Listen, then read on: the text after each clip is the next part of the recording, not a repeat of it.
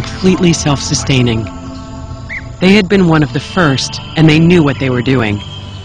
They got their power from the wind and sun, their water from the rain, and they grew everything they ate.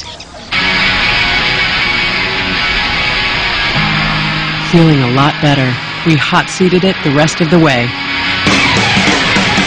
Compared to the Southwest, the fields were green and fertile. We saw some communities like Greensburg. We wish there were more. The closer we got to the end of our journey, the better we felt.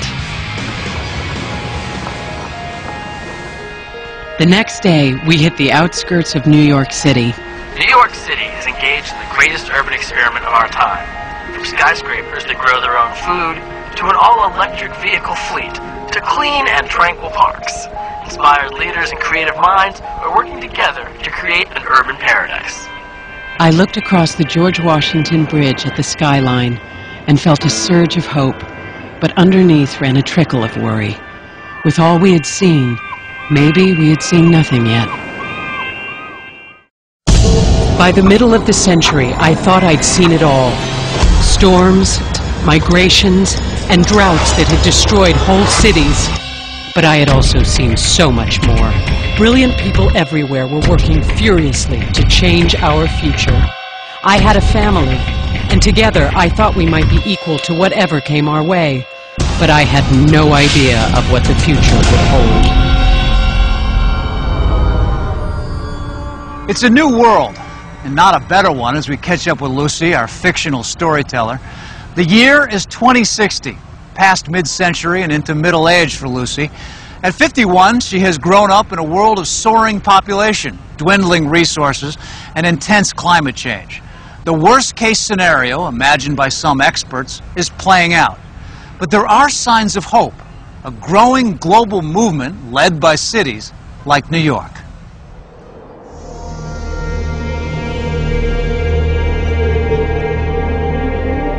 New York is probably the most geographically favored city in America.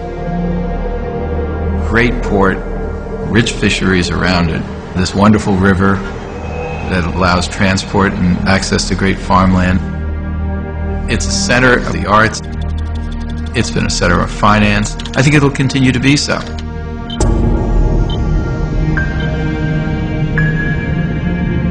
After what we had been through, New York was a fresh start.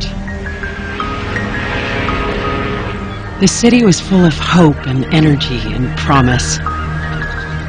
You'd walk down the streets and meet each other's eyes and see a sense of purpose. It was a great place to be a part of back then. The first years we were there were the best of our lives. Josh was working as an engineer on the Great Barrier Project.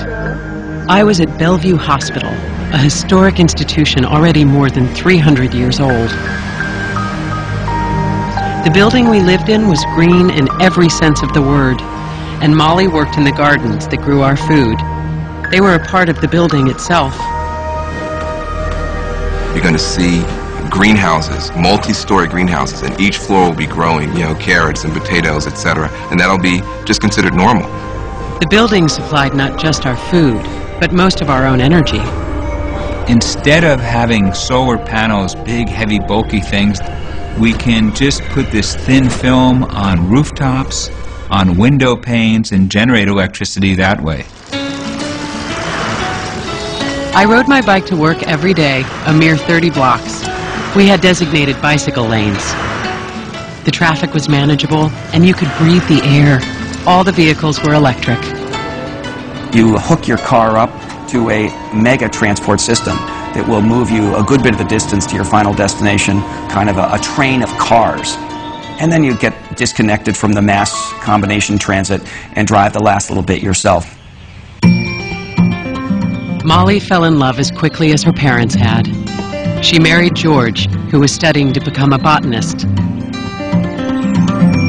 A year later, my grandson Daniel was born, and a lovelier child I had never seen.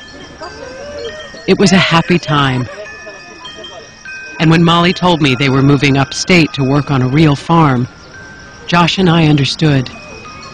It had always been their dream. The city was getting a lot of attention, and money flowed in, both private and public. The biggest, and maybe the most important project, was my husband Josh's, since without the barriers, the city was at risk. It would be the biggest civil engineering project in U.S. history. Be comparable to putting man on the moon. The project had been underway for years, and those who worked on it had a tremendous sense of pride. There were 3 barriers going up, one at the Verrazano Narrows Bridge, one at the top of the East River, and one in Staten Island at Baton Hills. You could see them rising a little every day. Sea level was rising, and without the barriers, big storms would flood the city. I think it'd be like in medieval times, people building a beautiful, huge cathedral. It took generations to build, and there was a great sense of purpose, and gave purpose and meaning to life. The project drew thousands of people into the city looking for work.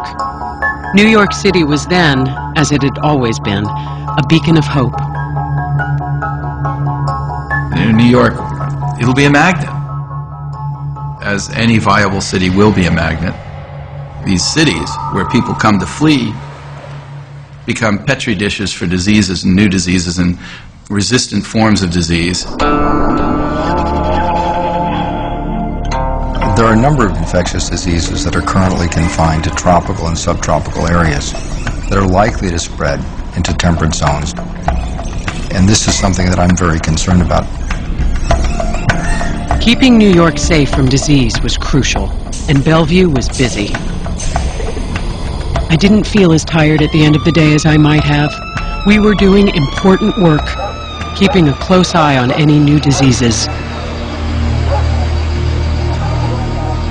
I remember the night I was called to the workers' camps in Flushing. A young Ecuadorian family had just arrived in New York, and they all had high fevers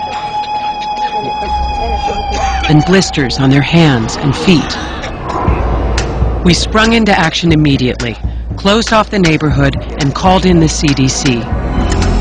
They knew right away they were looking at a new virus. We set up a mobile clinic at the camps, where we treated dozens of workers and their families. Everyone recovered, and the disease was contained.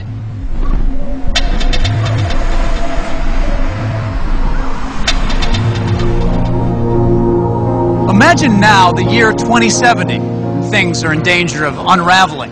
Sea levels have risen nearly 3 feet, redrawing the map of the world. Island nations have disappeared. Much of Bangladesh reclaimed by the sea. Some of California's famous beaches gone.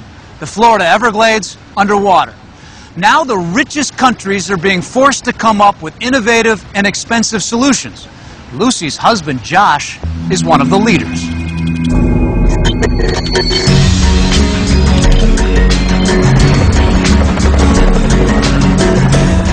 Josh was an engineer on the Great Barrier Project.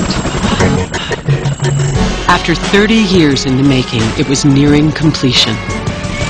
Within a few months, they would be testing the massive gates. If I was the engineer in charge, I would be very nervous. But you would have practice runs, and during nice weather, you would say, all right, let's close the gates today and make sure everything's working right, it's not going to jam up. Josh was worried about something else, too. New York City's barriers, like others around the world, had been built on the assumption that sea level rise would be gradual. But it was becoming clear that might not be the case. Scientists say they are detecting a massive spike in the level of methane in the atmosphere. Climate in general doesn't change smoothly the way, we're used to seeing projections from climate models. We find that the transitions from warm to cold or cold to warm, some of those transitions can be really, really abrupt. Abrupt meaning within the timescale of a decade, or sometimes even less than a decade. We knew there were certain things that could rapidly turn up the heat, but we didn't know what that tipping point would be until it happened. Maybe the tipping point is you heat up the tundra and the permafrost so much that there's a huge burp of methane and carbon dioxide out of those northern soils. Methane is a very big worry in my mind because it's some 23 to 30 times more potent than CO2. An enormous reservoir of methane produced by decomposing plants and animals lies buried beneath the frozen Arctic tundra. It has been there since the Ice Age. If the tundra thaws and a large quantity of the gas is released, global temperatures would soar.